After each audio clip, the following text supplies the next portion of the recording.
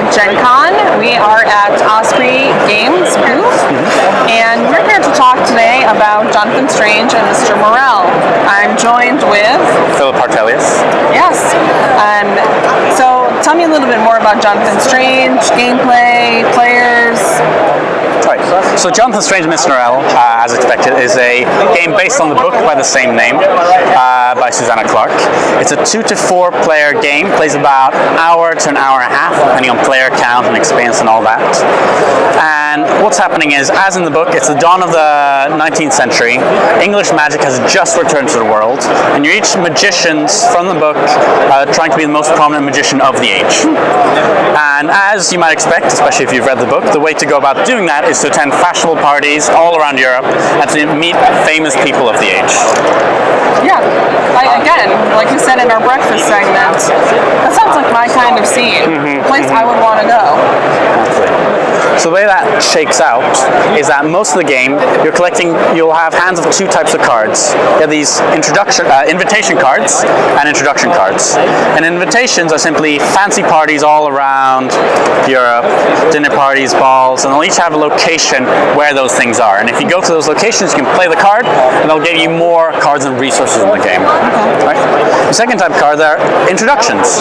Now these represent famous people in the world. Now some of those are characters from the book, and some of those simply famous people from the time period. But they also have locations on the board, and if you get to them, you'll increase your prestige, and as you gain more fame, you'll be able to attract connections, which are followers that will give you permanent bonuses, as well as being able to go first in the turn order. Right? But ultimately, it all culminates in the fact that there are feats of magic you'll be collecting throughout the game, which are all basically different magical events that either happen in the book or just mentioned or described in the book, and if you complete them by collecting the right spell elements, which are featured on the very same cards, then you gain magicianship, and it's the person with the most magicianship who ultimately is going to win the game. Awesome. Now, let's say I've never read the book.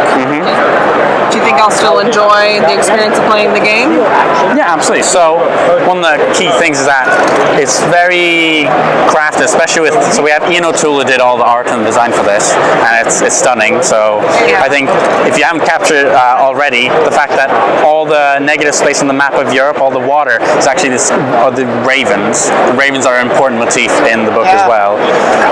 And he happens to also be a fan of the book as well. Oh, so awesome. I think being able to go in and really add a level of detail is really, really nice. But immediately, as my opening gambit is about fashionable parties and meeting famous people, immediately by having so much of that depicted and so many small details from the books so lovingly recreated, especially by Ian, you immediately get a sense of the world that you're traveling around in.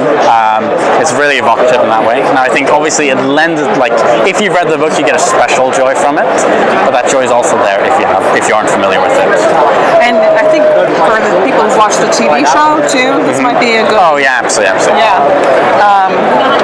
That is one of the special things about Ian O'Toole's artwork, are the very special touches. So wonderful. So it's debuting here at Gen Con? No, so it's been out, came out at UK Games Expo. Okay. So it's been out a few months now.